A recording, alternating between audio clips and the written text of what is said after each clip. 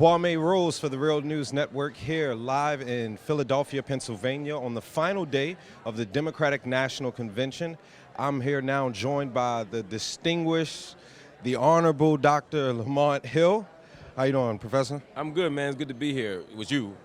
Not necessarily at the convention, but good to be here with you. Well, I'm just trying to be like you. But Dr. Hill, you, in your opinion, what has this convention meant for Black America?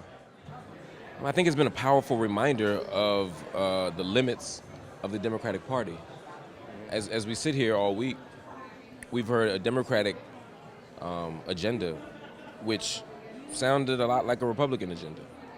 We heard people talk about American exceptionalism and, you know, the 21st century being the year of America. And we heard about military troops, and we've heard about so many things, market-based solutions. I mean, we've heard about so many things that really could have been said at the Republican convention. It's easy for Melania Trump to steal, you know, Michelle Obama's speech because both sides are saying the same thing. So if the agenda is to liberate oppressed people, if the agenda is to shrink the prison in a real way, to no longer obsess and rely and fetishize the market, if the idea is to restore the public good instead of private interest, to dismantle corporate greed, and to stop fighting wars and proxy wars around the globe, then I don't think this convention has meant much. And so as Black people, we can watch this convention and say, okay, maybe on some level, there is a better alternative to Donald Trump. But it would be difficult as a Black person to watch this and say that the Democratic Party has an agenda, a plan, or a priority that puts Black people first. And so I walk away from this the same way I came in, completely disenchanted and really uninvested in what the Democratic Party has to offer. You see, that's very contradictory to what Michelle Obama said on Monday night when she said that her two little Black daughters now get to see a woman become president, and that woman, Hillary Clinton. And we also saw an interesting moment when mothers of the movement, of the Black Lives Matter movement, the mothers of several victims of police brutality, the reason why so many people took to the streets, they joined on stage at the Democratic National Convention. Do you think the Black Lives Matter movement, in that sense, is being co-opted by the Democratic Party? It's a complicated question. I think we have to ask a more fundamental question about what the political kind of ideology and structure is of the Black Lives Matter movement from the onset. And we have to say, where are we oriented politically? Who are we aligning ourselves with? What are our values? And is there a singular political vision there? Or are there competing visions, right? Are some more liberal democratic, or some radical, or some revolutionary? Because if the latter is the answer, then I don't know if I'd go so far as to say it's co-opted. I think there are people who continue to move in that direction. There are a whole bunch of people in Black Lives Matter movement and movement for Black lives that are still like, we're not messing with the Democratic Party. We're still staying outside of the machine. We're still out on the streets protesting. We're still working with the Green Party, as I am. You know, there are a lot of approaches to this thing. I do worry, though, that the phrase Black Lives Matter and the movement itself can become very comfortable to say on stage, but very almost impossible to really aver through policy, through practice, through legislation, etc. That scares me a little bit. So on some level, the idea of coartation on some level I think is true. I just don't want to romanticize the origin point as if like we weren't already there in some level. Some of the people who've been assigned to our various movements have already been in that space. And then there are others who have not been, who've been radical from the beginning. When I hear Michelle Obama say, you know, that her little girls can grow up and see and know that a woman can be president, I think that's extraordinary. So I think it's extraordinary for Black people to be able to see a Black person and a Black family in the White House. In terms of its symbolic and psychological value, I do think there's some value in that. I just worry, in fact, I am sure that that is trumped by the extraordinary damage that the last 8 years have done to vulnerable people around the world.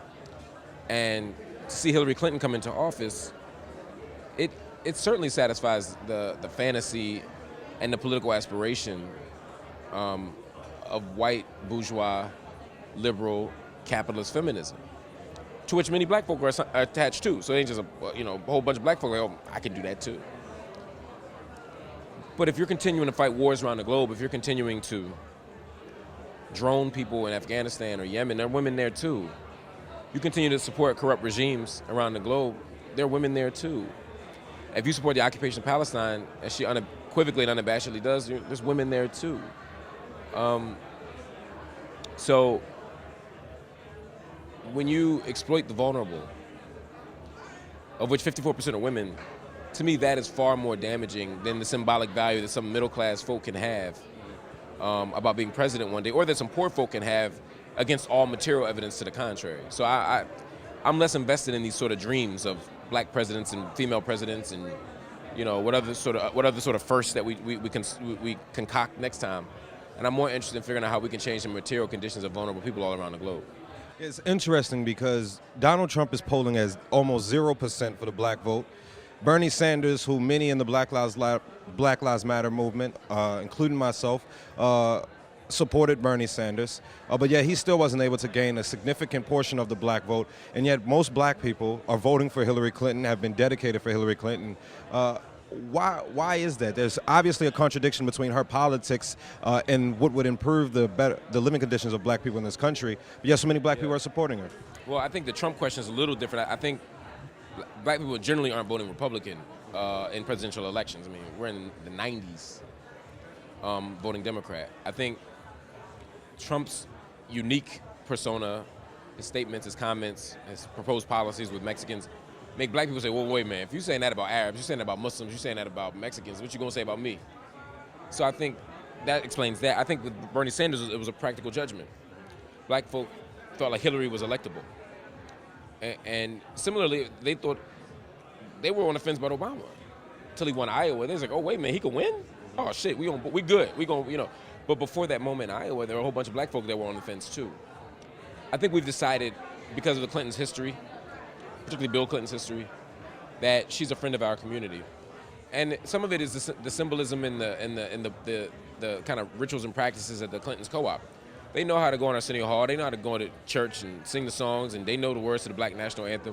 They know how to play the black tropes. But also, it's not just a story of the Clintons. It's a story of a Democratic Party that views black people as a captured electorate. That is to say, they know that we ain't going nowhere, and that no matter who's on the ticket, we're going to vote for them.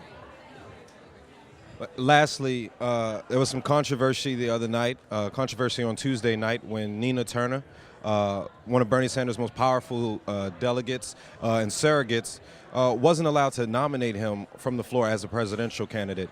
Do you think the Democratic Party attacked Nina Turner, or not necessarily attacked, but limited her voice or tried to silence her voice because she is such an outspoken black woman that speaks against the establishment? I think the Democratic Party in general has marginalized and silenced and really exploited to some extent Bernie Sanders in his whole campaign. Nina Turner being one of those folk, but really, as we see with the leaks and we see with the story, I mean, there's been a commitment to isolating and marginalizing all these voices surrounding Bernie Sanders and his campaign. Nina Turner should have been the one speaking or announcing during the roll call. She should have been the one whose voice was amplified. But there's a real fear around these parts. And when I look at Bernie being chosen to speak so early in the week, when I look at his agenda not being, to me, sufficiently incorporated, although there's some major progress, not being sufficiently incorporated into the platform, I become frustrated and saddened. And the internal thing is just one bigger example of how the Democratic Party is not committed to really moving to the left. All right. In Philadelphia, Kwame Rose with the Real News Network. We just talked to Dr. Lamont Hill. Thank you so much for tuning in.